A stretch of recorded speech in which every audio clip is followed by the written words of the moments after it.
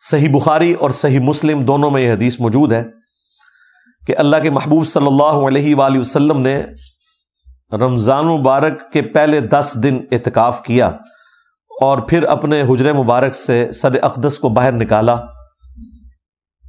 اور فرمایا کہ میں نے ان 10 دنوں میں لیلۃ القدر کو نہیں پایا۔ پھر اگلے 10 دن اعتکاف کیا، پھر آپ صلی اللہ علیہ وآلہ وسلم حجرہ شریف سے باہر نکلے اور فرمایا کہ میں نے ان 10 دنوں میں بھی لیلۃ القدر کو نہیں پایا۔ اور پھر آپ علیہ السلام نے فرمایا کہ مجھے اللہ تعالیٰ نے بتایا کہ یہ رمضان مبارک کے آخری عشرے یعنی آخری جو 10 دن ہیں ان کی طاق راتوں میں سے کوئی رات ہے، 21ویں بھی ہو سکتی ہے، 23ویں بھی، 25ویں بھی، 27ویں بھی اور 29ویں بھی، یعنی یہ آخری جو 5 طاق راتیں ہیں ان میں سے کوئی ایک رات ہے۔ نبی علیہ السلام کو وحی کے ذریعے بتایا گیا۔ تو تم اسے رمضان مبارک کے آخری عشرے کی طاق راتوں میں تلاش کرو۔ تلاش کرنا مطلب یہ نہیں کہ کچھ آپ کو نظر آنا ہے، یہ پبلک میں مشہور کیا ہوا ہے جی سمندر کا پانی شہد سے زیادہ میٹھا ہو جاتا ہے، اور خدا دا نہ آ جائے گوریاں نے کدھر سن لیا نا، پہلے تھوڑی مٹی پلید ہوئی ہے۔ اچھا، انہی باتوں کی وجہ سے آج کل کے جو ماڈرن مسلمان ہیں یا ایون نان مسلم جو ہے وہ ہماری ویڈیوز کو اپریشیٹ کرتے ہیں کہ یار کوئی لاجیکل بندہ آیا ہے جس نے کوئی سینس کے ساتھ بات کی ہے، لیکن ہمارے مسلمانوں میں گھسے ہوئے لوگ اس کو غلط رنگ دیتے ہیں کہ جی انجینئر صاحب ان کے اعلی کار ہیں، کبھی کہتے ہیں یہ کوئی یہ یہود و نصارہ کا ایجنٹ ہے۔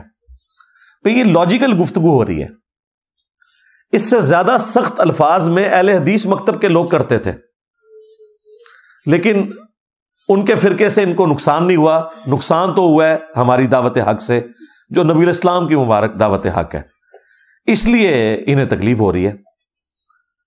ہمارا تو ایک نعرہ ان کو لے ڈوبا ہے، کون سا؟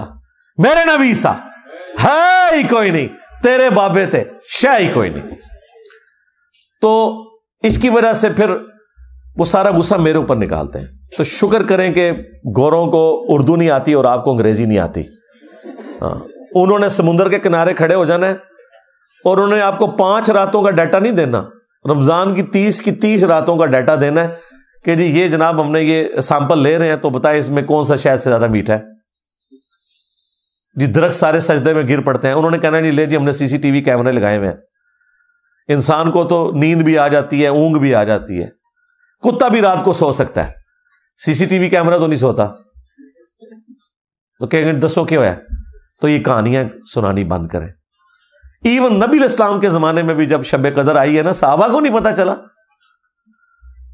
آپ کو خواب دکھائی گئی تھی، اور ظاہر ہے نبی کا خواب وحی الہی ہوتا ہے۔ آپ نے فرمایا کہ وہ رات ایسی رات ہوگی کہ جس صبح میں فجر کی نماز پڑھوں گا تو میرے ماتھے پر کیچڑ کا نشان ہوگا۔ صحابہ کرام کہتے ہیں وہ 21ویں رات جب فجر کے وقت نبی علیہ السلام نے نماز پڑھائی تو اس رات کافی بارش ہوئی تھی، مسجد نبوی کا چھت ٹپک رہا تھا، اور چونکہ آپ نیکڈ زمین کے اوپر ہی نماز پڑھا کرتے تھے، تو جب آپ نماز کے بعد ہماری طرف متوجہ ہوئے تو ہم نے کیچڑ کا نشان آپ کے ماتھے پہ دیکھا، تو ہم نے کہا اچھا یہ رات تھی۔ یار اگر صحابہ کا یہ سٹیٹس ہے کہ انہیں صبح پتہ چلتا ہے، تو یہ جو کہانیاں کرواتے ہیں کہ جی وہ رات کو ہمیں پتہ چل جائے گا یہ نشانی ظاہر ہوگی، کوئی نشانی نہیں ظاہر ہوگی بھائی، اور یہ فکس بھی نہیں ہے، یہ بھی ذہن میں رکھیے گا۔ نبی علیہ السلام کے مبارک زمانے میں 21ویں رات آئی، یہ 23ویں بھی ہو سکتی ہے۔ اہل تشیع زیادہ زور دیتے ہیں 23ویں کے اوپر، لیکن وہ بھی مانتے ہیں کہ 21ویں بھی ہو سکتی ہے۔ کچھ صحابہ کرام صحیح مسلم میں آتا ہے وہ 27ویں کو مانتے تھے۔ تو یہ ویری کرتی ہے، یہ اللہ تعالیٰ نے بیسیکلی شب قدر کی ایک سیلیبریشن رکھی ہوئی ہے۔ کسی سال وہ 21ویں کو سیلیبریٹ کرتا ہے اللہ تعالیٰ، کسی سال 23ویں کو، کسی سال 25ویں کو، کسی سال 27ویں کو۔ مقصد یہ ہے کہ وہ 10 دن آپ اللہ کو دیں، وہ طاق راتیں دیں۔ جو بخاری مسلم میں آتا ہے کہ جب آخری عشرہ شروع ہوتا تھا نبی علیہ السلام خود بھی رات کو جاگتے تھے اور اپنے گھر والوں کو بھی جگاتے تھے کہ وہ رات کو عبادت کریں۔ ان راتوں کو زندہ کرنا مقصد ہے، اور وہ بخاری مسلم میں حدیث ہے، نبی علیہ السلام نے فرمایا جس نے ایمان اور احتساب کے ساتھ شب قدر کا قیام کیا، اللہ تعالیٰ اس کے پچھلے سارے گناہوں کو معاف فرما دے گا۔ ہاں، تو وہ فضیلت بیسیکلی حاصل کرنی ہے آپ نے قیام کر کے۔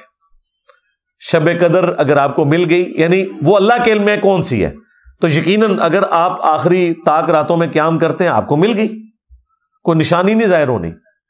اور یہاں تو چاند کا بھی جھگڑا رہتا ہے، بہتر یہ ہے کہ آپ آخری 10 کے 10 دن ہی کریں، بلکہ پورا رمضان اہتمام کریں کہ رات کا قیام کریں۔ اور وہ بھی بخاری مسلم میں اسی حدیث میں ہی آتا ہے کہ جس نے ایمان اور احتساب کے ساتھ رمضان کا قیام کیا اس کے بھی پچھلے سارے گناہ معاف، اور جس نے ایمان اور احتساب کے ساتھ رمضان کے روزے رکھے اس کے بھی پچھلے سارے گناہ معاف۔ یہ تینوں باتیں شب قدر، قیام اللیل اور رمضان کے بارے میں ایک ہی حدیث میں۔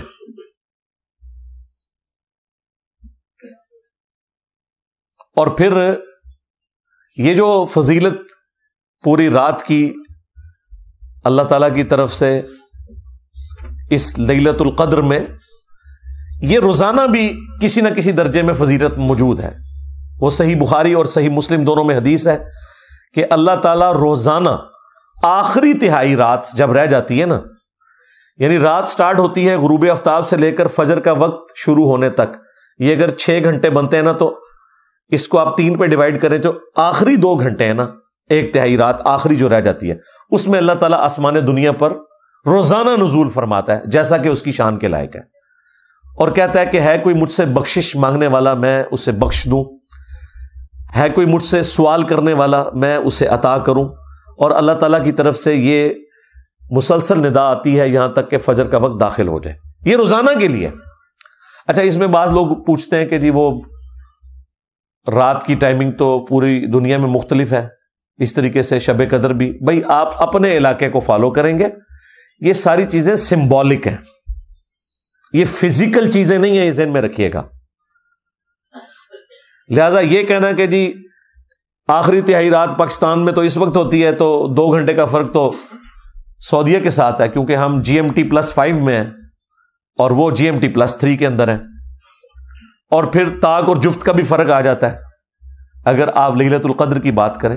ان چکروں میں آپ نے نہیں پڑھنا، ان کا کوئی لینا دینا نہیں اس کے ساتھ، کیونکہ یہ ساری کی ساری چیزیں اللہ تعالیٰ کے ڈیوائن پلان کا حصہ ہیں، اس کا فزیکل ورلڈ سے کوئی تعلق نہیں ہے، سوائے اس کے کہ ہم نے رسپانس کرنا ہے۔ باقی اللہ تعالیٰ آسمان دنیا پر نزول فرماتا ہے، اس کی کوئی تمثیل بیان کر سکتا ہے؟ مجھے بتائیں۔ لیس کمثلہ شیء وہو السمیع البصیر، اللہ کی مثل کوئی شے نہیں ہے اور وہ سننے والا دیکھنے والا ہے، اس کی مثال تو کوئی نہیں بیان کر سکتا۔ اس کے جو اصل معنی ہے وہ اللہ کے علم میں، ہمارے لیے یہ ہے کہ وہ دعاؤں کی قبولیت کا وقت ہے، دیٹس آل۔